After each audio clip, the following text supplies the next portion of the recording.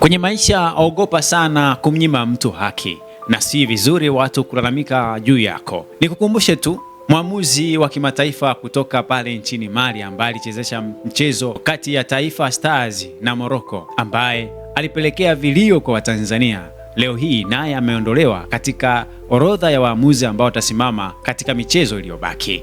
Mwamuzi huyu wa kimataifa kutoka Mali ambaye anaitwa Traore ameondolewa rasmi kwenye orodha ya waamuzi watakaosimamia mechi zilizobaki za kombe la mataifa ya Afrika, yani AFCON, yanayoendelea huko nchini Morocco. Hatua hii inakuja baada ya malalamiko makali na mjadala usio na kifani kutokana na mechi ya hatua ya 16 bora kati ya Taifa Stars ya Tanzania na Morocco, ambapo Traore alikosa kutoa penalty ya dhahiri kwa Tanzania na kuamua kuendelea na mchezo bila hata kutumia VAR. Kutokana na tukio lile ambalo lilifanya, mashabiki na wadau wa soka walisema uamuzi huo uliathiri haki za Tanzania na kuzua mjadala mkali katika mitandao ya kijamii na kwenye vyombo vya habari. CAF imeeleza kuwa kuondolewa kwa Traore ni sehemu ya tathmini ya utendaji wa maamuzi, kuhakikisha haki na ubora katika hatua nyeti za mashindano inazingatiwa. Katika michezo ambayo imebaki, tukumbuke kwamba Misri atakipiga na Senegal,